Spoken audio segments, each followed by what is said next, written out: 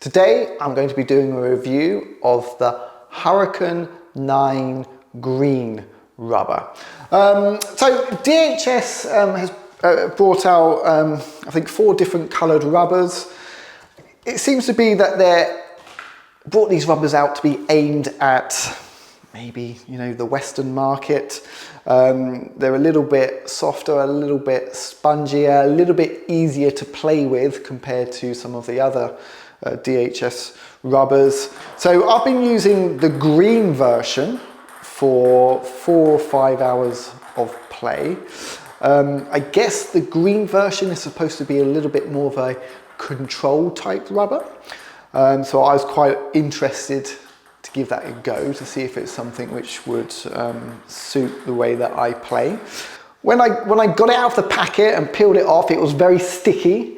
But that tackiness didn't really last that long, probably less than half an hour really. So it doesn't feel like a really tacky rubber. So let's talk about some of the good things to begin with.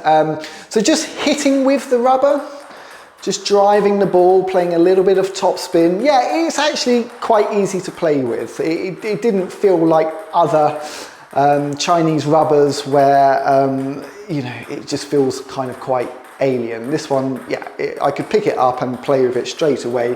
Didn't have to make too many technical adjustments. Now the spin generation is okay. I wouldn't say it was brilliant.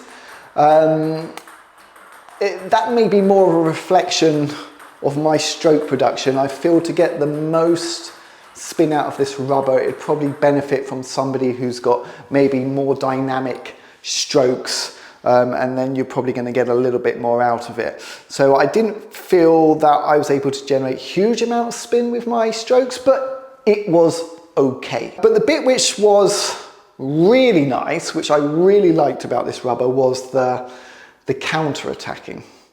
And this could be a counter hit or a counter topspin, and it felt really easy to do. And you could counter attack quite hard and the ball kept landing on the table, which is a good thing, of course. That's what we want to happen. And maybe that's where that slight tackiness of the rubber, maybe that helps a little bit with the counter top spins. Now, in terms of speed, it's not a particularly fast rubber. And I did get into a little bit of trouble if I was using strokes which were just a little too controlled and there wasn't already much pace in the ball. Find that I could easily just stick the ball into the net. It's not that fast. Now, the flip side of this is it means that you can swing quite hard, and actually it gives you quite good confidence that your ball's going to land on the table. So if you're the sort of player who has bigger swings and you've got quite strong attacks, again, this might work for you because the ball kind of dips down nicely, and with the lack of speed, it means you can really go at the ball quite hard and you still get that feeling it's gonna land on the table. Another good thing I liked about this rubber was my ability to keep things tight. So with touch shots, pushes, nice rubber to keep the ball low over the net and to keep it short. Or if I wanted to go for that more aggressive push, then that seemed to go nice and low over the net. So a nice rubber for touch play. And linked to that, I felt that with serving, it's a really good rubber to keep your serves tight. Okay, keep your serves low over the net. If you're somebody who likes to do short serves or 2 bounce serves, then yeah, this rubber was good. One person who I played with kind of commented, he said, "Oh, your backspin serve, that's improved." I was like, I don't think so. I've not worked on it at all recently. So the rubber just keeping that ball tight to the table made it harder for him to be able to flick and loop. So that was nice. The thing which I found a bit more difficult with serving was getting lots of really fast spinny serves.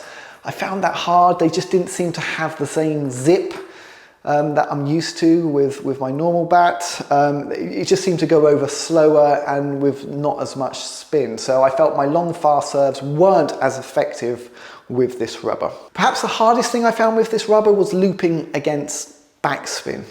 One, having enough speed in the rubber to get the ball with any depth, and also it just didn't seem to generate all that much spin. So I just didn't feel as though my loops against backspin were that threatening when I used them. And again, that could be partly my technique. My technique doesn't perhaps match up with this particular rubber, okay? I suspect that if you've got a more dynamic looping action with maybe possibly a slightly straighter arm, lots of acceleration through, actually you're going to get some decent effect from this. I feel that this rubber is perhaps most suited to a couple of styles of play. Maybe you are that more all-round type of player who likes to mix up your pushes and your blocks, but capable of some really strong attacks. Yeah, could be something worth trying out. Alternatively, you are just a very aggressive attacker, but you need a rubber which isn't so fast that it keeps shooting off the end of the table. You need a rubber which is reliable, which has okay spin and okay speed, but allows you to really go for those big all-body attacks. I can see that this rubber would work for you too. Yeah, so that is the Hurricane 9 green version. If you have any questions or comments, please post a message below the video. Okay then, thank you for watching. Bye bye.